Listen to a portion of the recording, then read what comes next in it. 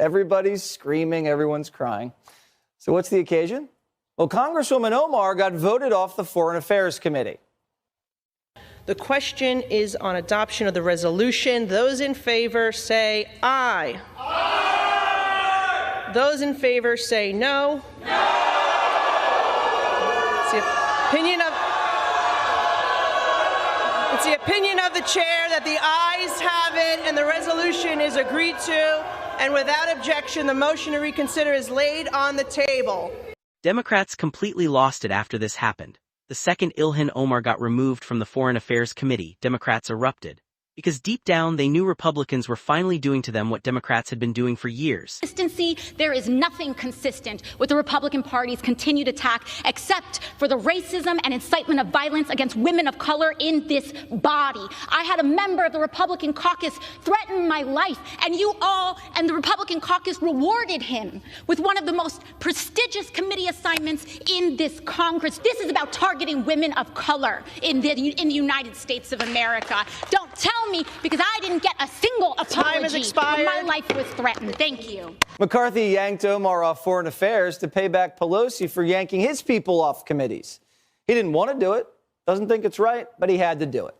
You can't let Democrats boot your boys off committees and turn the other cheek. What's good for the goose is good for the gander.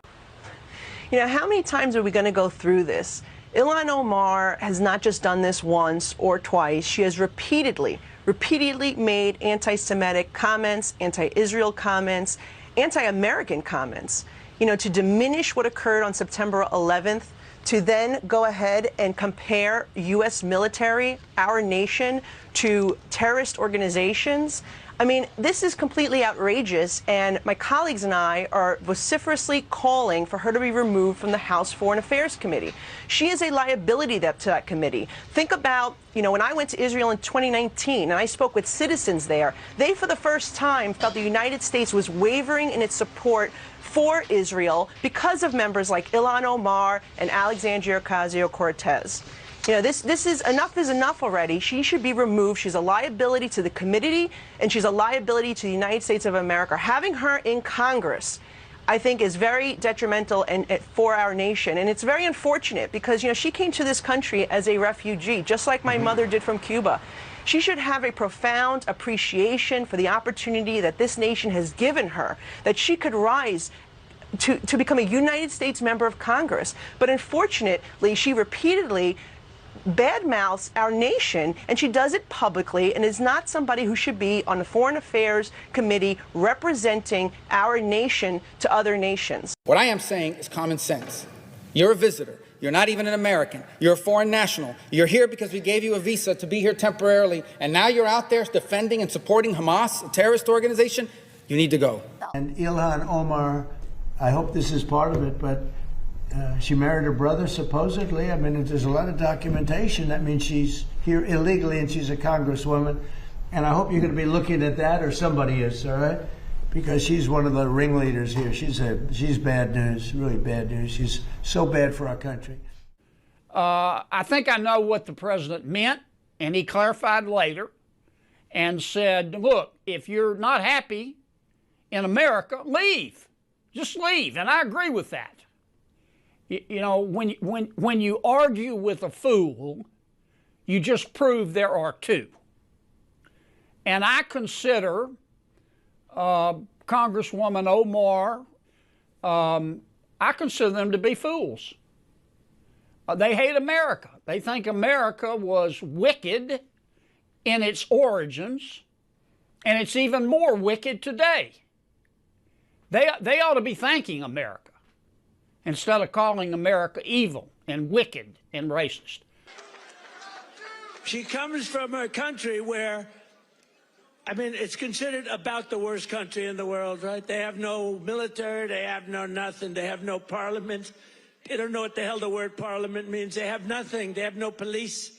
They police themselves, they kill each other all the time. I love it. She comes to our country, and she's always complaining about the Constitution allows me to do this. We ought to get her the hell out. She married her brother in order to get in, right? She married her brother. Can you imagine if Donald Trump married his sister? Beautiful. She's a beautiful person. If I married my sister to get my citizenship, do you think I'd last for about 2 hours, or would it be something less than that? She married her brother to get in. Therefore, she's here illegally. She should get the hell out. Throw her the hell out. She does nothing but complain. I'm in a town where we have a lot of people who are refugees who have come, some from Somalia, some from Bosnia. I've never heard one of them say that America's a terrible place. And then I hear Representative Omar say, oh, America's a terrible place. I thought there'd be justice, and there's no justice here. And it's like, well, she came here and we fed her, we clothed her, she got welfare, she got school, she got health care. And then, lo and behold, she has the honor of actually winning a seat in Congress, and she says we're a terrible country. I'm willing to contribute to buy her a ticket to go visit Somalia, and I think she could look and maybe learn a little bit about the disaster that is Somalia, that has no capitalism, has no God-given rights guaranteed in a constitution, and then maybe after she's visited Somalia for a while, she might come back and appreciate America. If you enjoy these political breakdowns, hit subscribe, leave a comment, and let me know what you think about this situation because people were incredibly divided over it. The removal of Ilhan Omar from the House Foreign Affairs Committee turned into one of the biggest political fights in Congress, and honestly it represented something much bigger than just one committee seat. Republicans argued that this was about accountability. For years, Omar had faced criticism over comments involving Israel, foreign policy, and statements many conservatives believed crossed the line. Republicans felt like Democrats, and the media constantly defended or minimized those controversies in a way they never would have if a Republican had said the same things. And whether people agree with that or not, that frustration had clearly been building for a long time. But what really made this explode politically was the fact that Democrats had already removed Republicans from committees before. When Democrats were in control of the House, they removed Marjorie Taylor Greene and Paul Gosar from committee assignments over controversial remarks and behavior.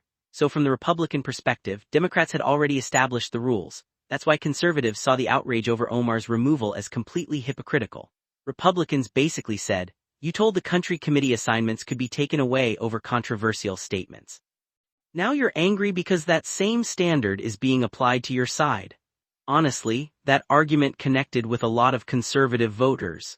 A big part of the frustration on the right over the last few years has been the feeling that Democrats play politics aggressively while Republicans are expected to sit quietly and avoid confrontation. So when Republicans finally used their power after taking control of the House, many conservatives viewed it as the party finally pushing back instead of constantly backing down. For Speaker Kevin McCarthy, this vote also mattered politically because he had promised conservatives that Omar would be removed from the committee if Republicans gained control. There was enormous pressure from the Republican base to follow through. At the same time, Democrats framed the entire situation very differently. Omar and her supporters argued the removal was politically motivated and part of a broader effort to target progressive voices. The debate quickly became emotional, and both sides accused the other of hypocrisy. And honestly, that's what Washington politics feels like now more than ever. Every decision immediately becomes a full-scale political war. Nobody believes the other side is acting in good faith anymore, and every new escalation leads to another one later. That's part of why this moment got so much attention nationally. People weren't just debating Ilhan Omar specifically. They were debating whether Congress had entered a new era where both parties openly use every bit of power they have against each other the second they gain control. Republicans defended the move by arguing that the Foreign Affairs Committee is one of the most important committees in Congress. It deals with national security, diplomacy, war, terrorism, and America's relationships with foreign governments. Conservatives argued that members serving on that committee should be held to a very high standard because their words carry serious international weight. Democrats responded by saying Republicans were weaponizing committee assignments for political revenge. And honestly, both sides knew exactly what this vote symbolized. This wasn't just about policy anymore. It was about power. It was about Republicans sending a message that they were no longer willing to accept one set of rules for Democrats and another set for conservatives. Republicans wanted their voters to see that they were finally willing to fight back using the same tactics Democrats had already normalized. That's why the reactions were so intense. Cable news exploded over it. Social media turned into chaos. Politicians gave emotional speeches. And Americans watching from home were once again reminded how divided the country has become politically. But regardless of where people stand on Ilhan Omar specifically, this entire situation revealed something important about modern American politics. Once one party changes the rules, the other party almost never chooses restraint afterward. They usually choose escalation, and that cycle just keeps getting worse. Let me know what you think in the comments. Was removing Ilhan Omar from the Foreign Affairs Committee justified, or did Congress take political retaliation too far? And if you want more videos breaking down moments like this, make sure you subscribe and stay tuned for the next one.